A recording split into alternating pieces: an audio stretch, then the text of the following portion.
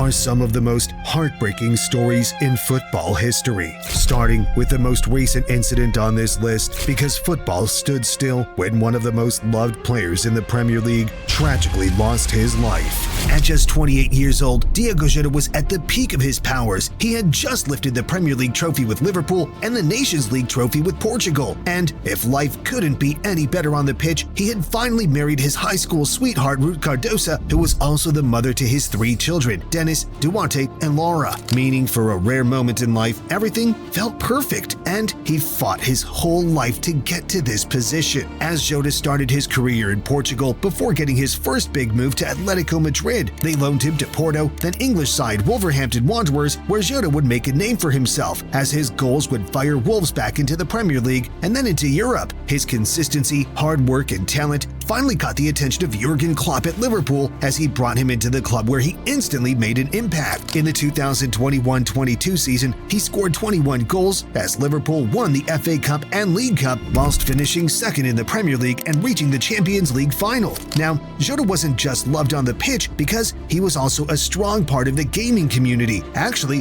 one of the best FIFA players in the world, truly making him a fan favorite in the footballing world. Come 2025, and his football career reached its peak as he finally won the Premier League with Liverpool, playing a strong part in the team that year. But his commitment was deeper than just goals and assists, because that season he was playing with a serious injury and had kept putting off surgery, playing through the pain so that he could help Liverpool finally win the title. Nobody knew at the time, but Diogo Jota had been playing with a collapsed lung. So that summer, after marrying his childhood sweetheart in a ceremony with friends and family in Portugal, he had a much-needed operation to fix his lung. The operation was a success, but it meant he was not allowed to fly, so he was told he had to take the ferry back to Liverpool with his brother Andre Silva. His brother was also a pro football player, and the two of them were very close, so they decided to drive back to the ferry together, and this is where the heartbreak occurs. They decided to drive at night as it was cooler, but shortly before a planned overnight stop, Jota's Lamborghini blew out its tire while overtaking at high speed and crashed, killing both Jota and Andre on impact. This came just 1 week after his wedding day, where his final post to the world was a video surrounded by friends, family, and his 3 children, captioned, "A day we will never forget." After his death, the entire footballing world stood still. Liverpool retired Jota's shirt number 20, and players and fans around the world paid tribute to Jota, with many of his former teammates showing their respect for Jota by pretending to play video games whenever they scored. Jota was buried alongside his brother in a church in his hometown, so that in death as in life, he will never walk alone. A player passing at the peak of their powers is truly awful, but what about an entire team passing away in one of the saddest stories in football history? You see, for this, we have to roll the clock back a few years to the late 1950s, when Manchester United had arguably the most talented side in all of Europe. I mean, this wasn't a team of high-profile, big-money signings, but instead a group of exciting young players who had just won the league back-to-back and were expected to dominate European football for the next decade, led by manager Sir Matt Busby, with talents like Bobby Charlton and Duncan Edwards in the side. This team were known as the Busby Babes and were on track to lift their first ever European Cup, as they had just drawn 3-3 away to Red Star Belgrade to secure their spot in the semi-final. But as this match ended, nobody could have predicted quite what a tragedy was about to unfold. They flew back from Belgrade and had to stop the plane in Munich to refuel. But the plane's engines had some issues, to the point that 2 attempts to take off were aborted, and by that time it had started to snow, covering the runway with slush. It looked like the players would spend the night in Munich, and Duncan Edwards even sent a telegram to his landlady saying all flights were cancelled, but the pilots made the fateful decision to try to take off one more time so that the team could stay on schedule with league matches. But as the plane accelerated down the runway, it once again was unable to reach fast enough speeds to take off. But this time, the plane was going too fast to abort the takeoff, skidding off the runway and crashing into a house. In an instant, 20 passengers had lost their lives, 7 of whom were Manchester United football players. Duncan Edwards survived the crash, but unfortunately died 15 later in the hospital, and 2 further Manchester United players were left so badly injured that they could never play football again. again. Bobby Charlton was one of the survivors of this crash who experienced what could only be described as a miracle as he swapped seats in between takeoff attempts, quite literally being the difference between life and death. After a tragedy like this, surely the players, the manager, and the club as a whole should have faded into nothingness, but these men were not quite ready to give up. Over the course of the next decade,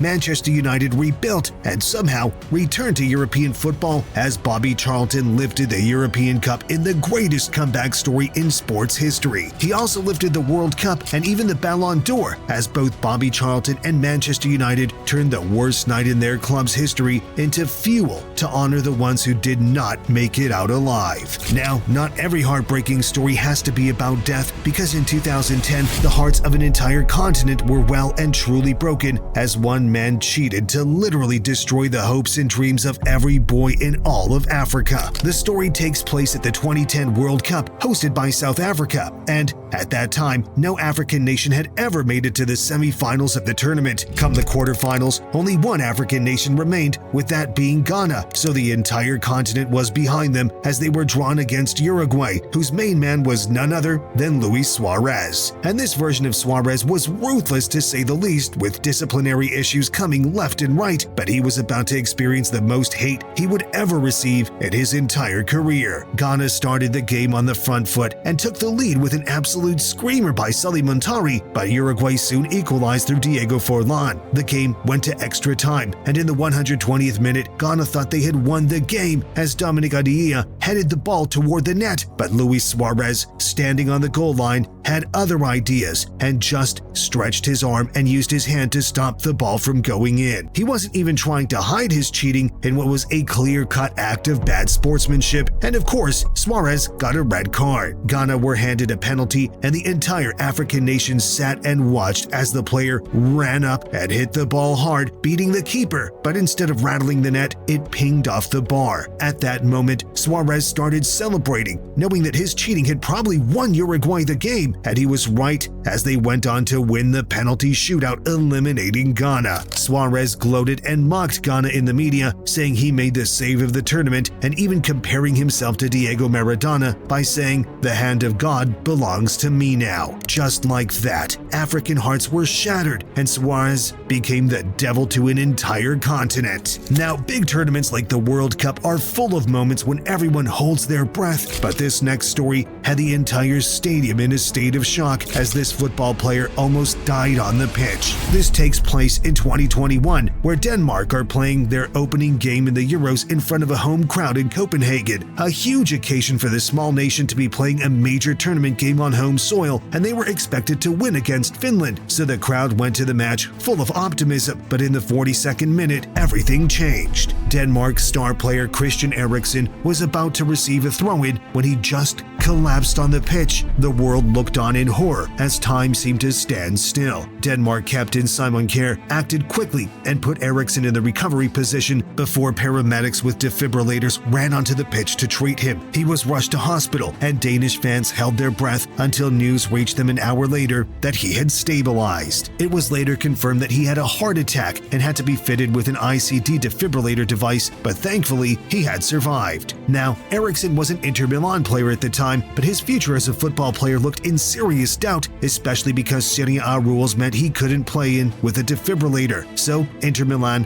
ripped up his contract as it looked like his career was over. But in a twist of fate, it turned out Eriksen could still play in England, and despite the world of football doubting his health status, he joined Premier League side Brentford before making a sideways move to Manchester United, and almost a year after the heart attack, Eriksen returned to the national team to a hero's welcome, even scoring within 2 minutes of his return, proving a happy ending to a heartbreaking story. But the thing is, Eriksen was probably closer to dying on that pitch than people like to admit, because he wasn't the first player to experience something like this, except this time, the player would not be so lucky to make it out alive.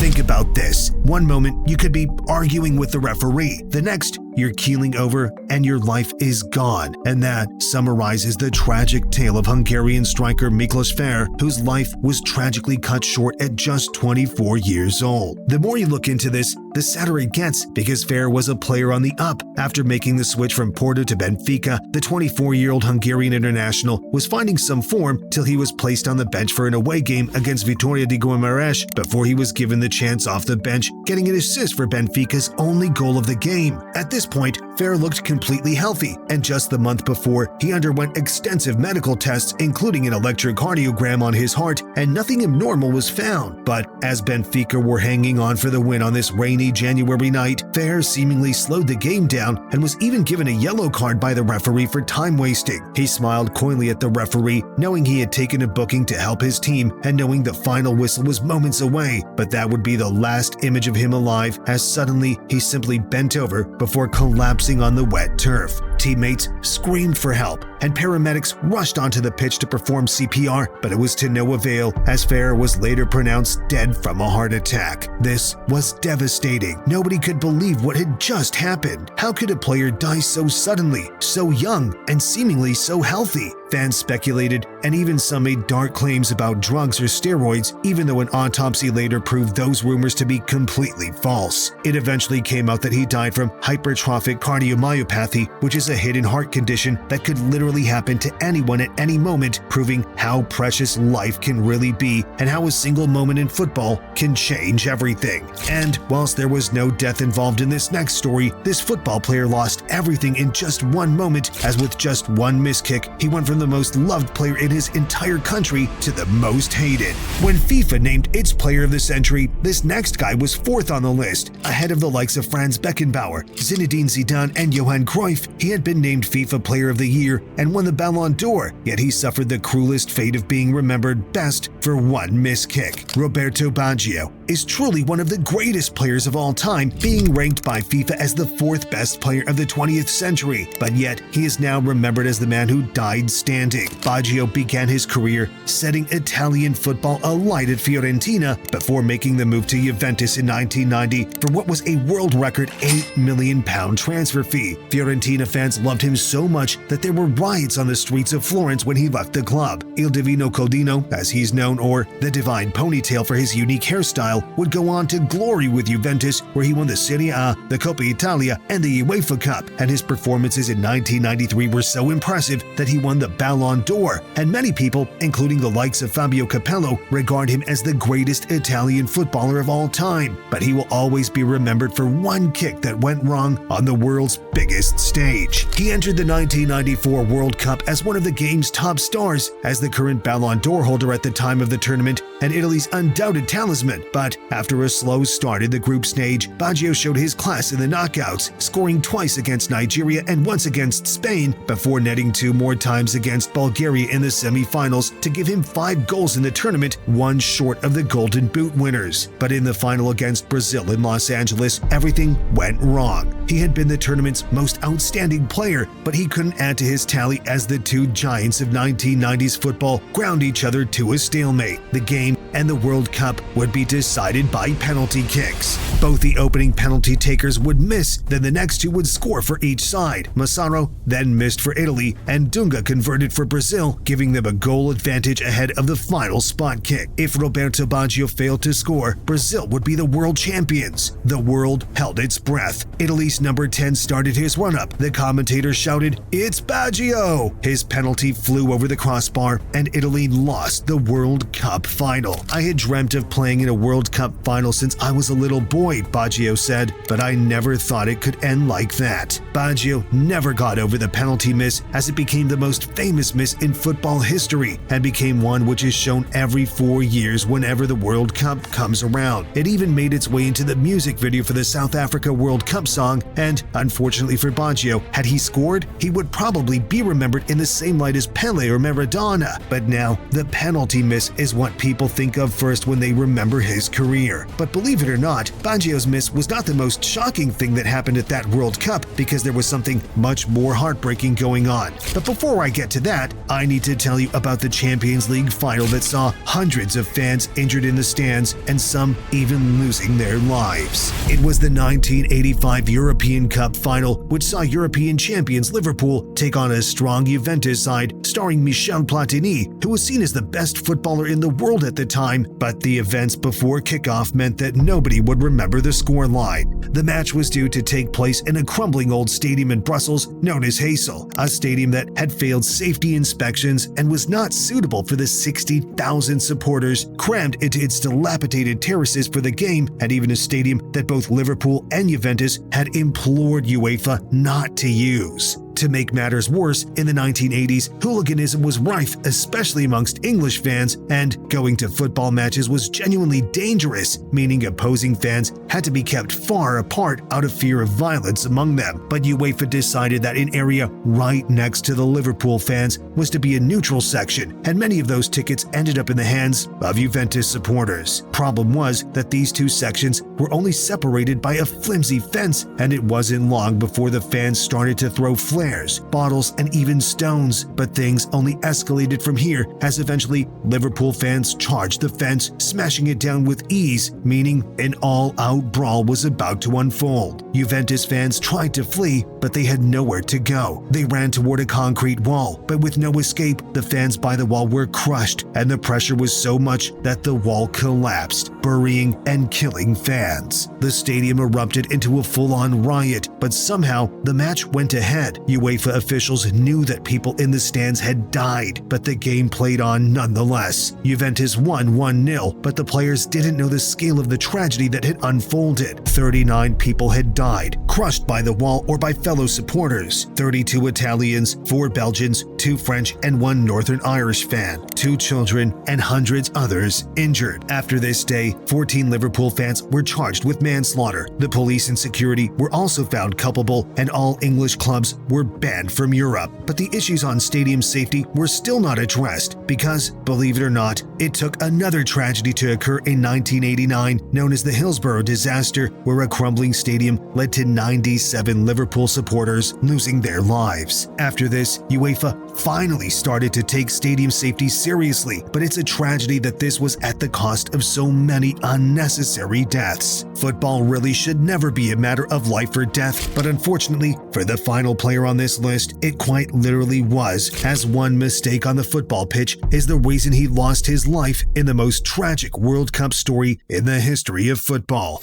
This also happened in the 1994 World Cup, and the victim was Colombia's captain, Andres Escobar. Colombia opened their tournament with a 3-1 loss against Romania, and other results didn't go their way, meaning if they lost to the United States in their second group stage match, they would likely be eliminated from the World Cup. Center back Andres Escobar played for local club Atlético Nacional at the time, who he helped win the Copa Libertadores, and at this time, he was so good, it was rumored that AC Milan wanted to sign him. He was clean and calm on the pitch to the point that he was given the nickname the Gentleman, and he was engaged to a dentist, Pamela Cascardo. They were to get married later that year. But in that do-or-die match against the USA, everything changed. In the 35th minute of the match at Pasadena's Rose Bowl, in front of 93,000 fans, a cross came in from John Harkes, and Escobar tried to stop it, but it deflected into his own net. The USA took the lead. They would eventually win 2-1. Colombia won their final game, but it wasn't enough, and they were eliminated. Escobar was distraught, but as the captain, he knew he had to address the nation. It's been a most amazing and rare experience. We'll see each other again soon, because life does not end here. Escobar returned home to Colombia, which, at the time, was not a safe place. There was a lot of cartel control, and apparently, there was the mafia betting big money on the World Cup, meaning Colombia's World Cup exit had some very dangerous people losing some real sums of money. 5 days later, back in his hometown Medellin,